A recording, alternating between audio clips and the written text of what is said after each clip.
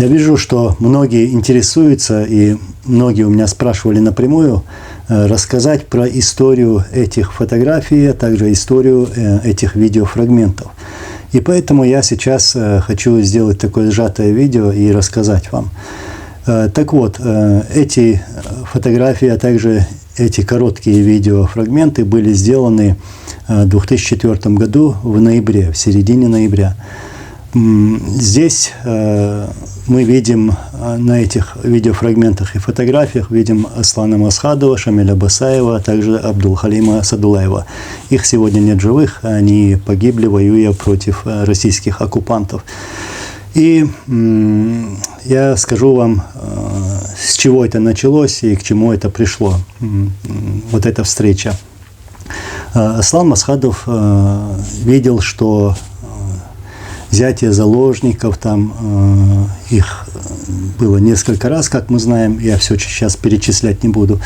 Так вот, что это сильно бьет по имиджу чеченцев, по имиджу чеченского сопротивления.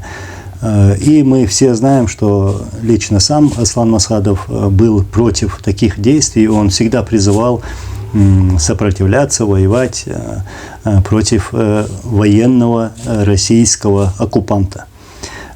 Будь это на нашей чеченской земле, будь это даже на территории России, но воевать против военных. Шамиль Басаев, он, как многие знают, брал на себя захват заложников, также сам участвовал в этом, к примеру, в Буденновске.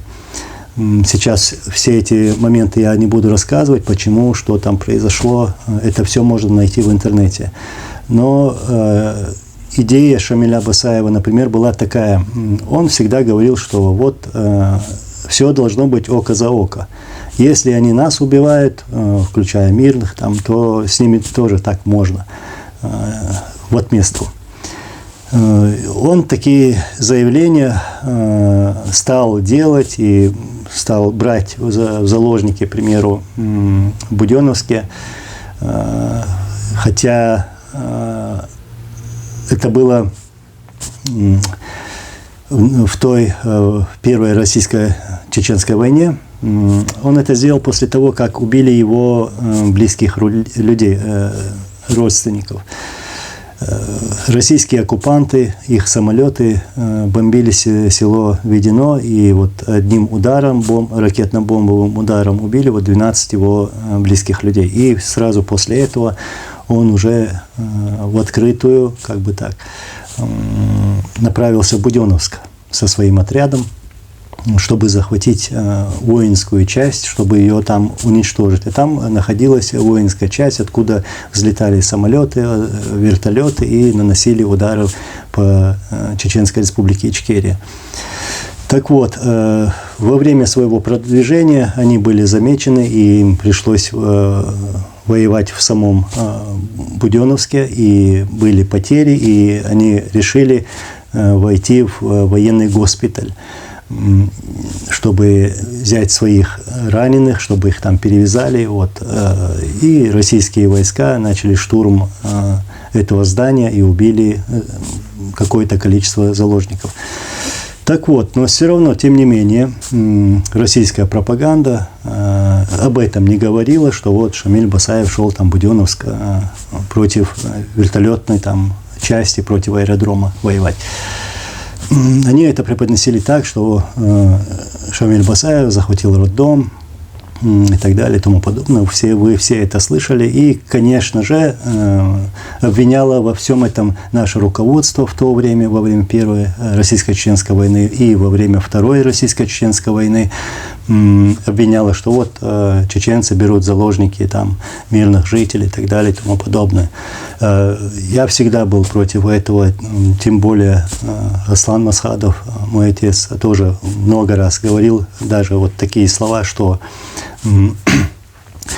в тех академиях, в которых он учился, а он учился в советских академиях в то время, он учился военным знаниям. Брал вот эти военные знания, которые ему могут пригодиться воевать против армии, То есть он так и сказал, что я не учился воевать против мирных жителей. И всегда вот призывал всех вот мстителей, которые вот действительно хотели отомстить, чтобы они следовали правилам войны, чтобы не переступать границу дозволенного мусульманам, человеку, вот, трогать мирных жителей, рисковать их жизнями.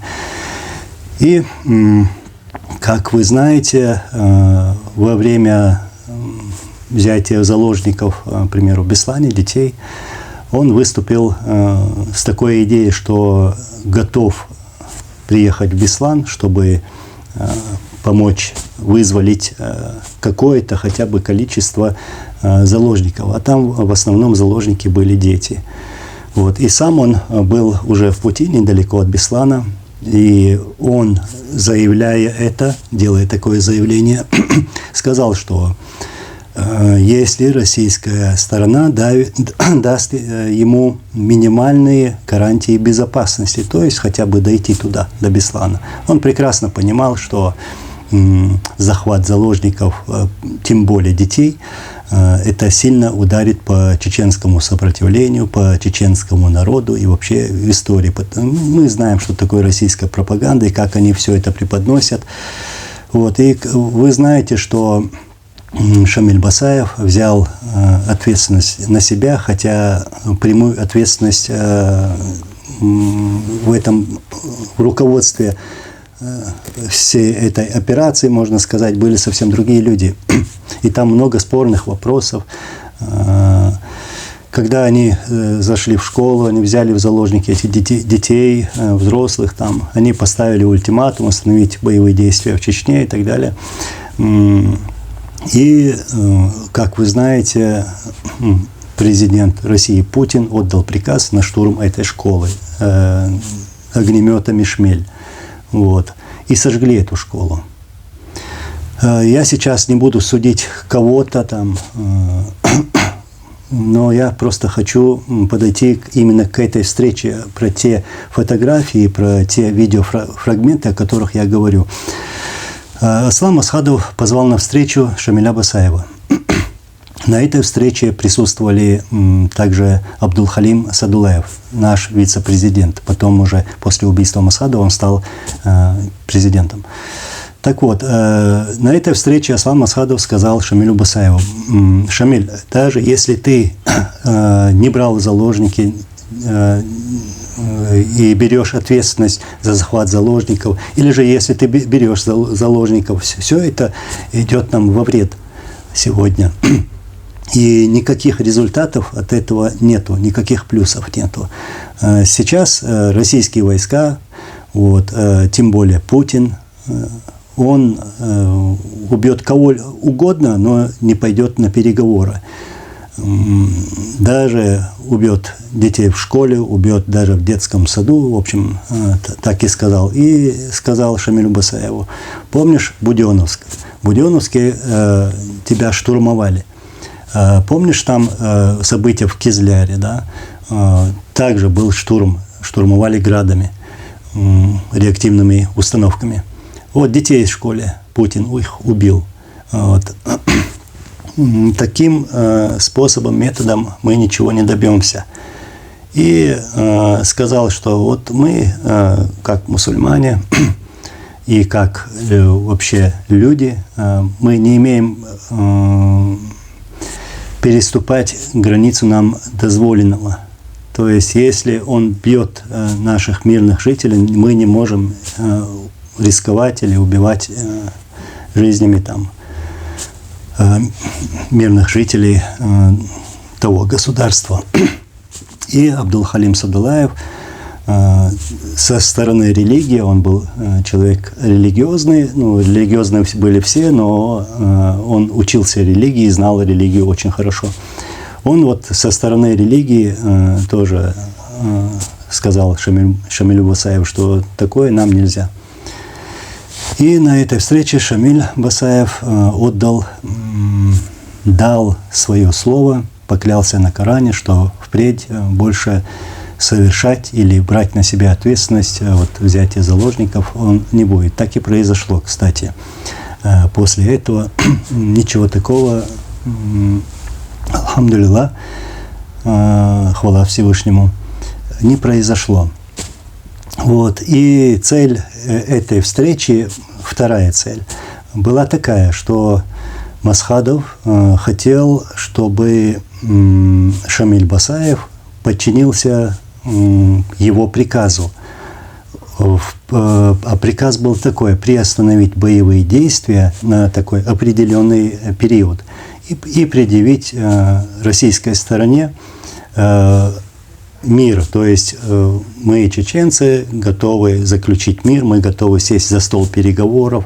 Он сказал присутствующим, что именно такой шаг ударит сильнее, чем там какая-то военная операция или там захват заложников и так далее. И действительно ударило по Кремлю, потому что Кремль говорит, что вот чеченцы террористы, вот чеченцы там все террористы, даже включая мирных жителей, они же делали такие заявления, что начиная от 10 лет до 65 лет все чеченцы террористы, их следует убивать. Это заявление Кремля, российских политиков, российских генералов. Так вот, и вдруг, не возьмись, чеченцы говорят, что вот они готовы сесть за стол переговоров. И в январе месяце, уже 2005 года, в 2005 году Масхадов отдает приказ о приостановлении боевых действий со стороны чеченской. И этому приказу подчиняется Шамиль Басаев и все другие командиры. И чеченское сопротивление просто не ведет каких-либо боевых действий, каких-либо там операций, не наносит удара, не проводит диверсионные рейды, там, подрывы и так далее. То есть абсолютная тишина. Но это, как я сказал, Кремлю не понравилось, и они даже провоцировали, это было на окраине Грозного, тогда я помню, провоцировали чеченское сопротивление, чтобы по ним стреляли. В общем, на эти провокации наше чеченское сопротивление не шло. И когда не было никаких ответов, то есть был полный игнор со стороны Кремля, Масхадов продлил этот период еще на месяц. То есть такое огромное время дали российской стороне, чтобы те подумали, чтобы дошло до их ума, хотя там и нет его у них. Ради мира на чеченской земле, ради людей, которые страдали в то время.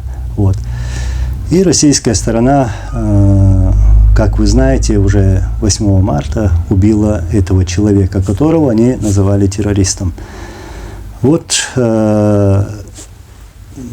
Я рассказал сейчас так кратко про эту фотографию и про эти видеофрагменты.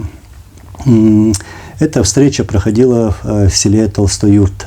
И эти полные детали я сейчас говорить не буду, но сказал достаточно. Ответил на ваш вопрос.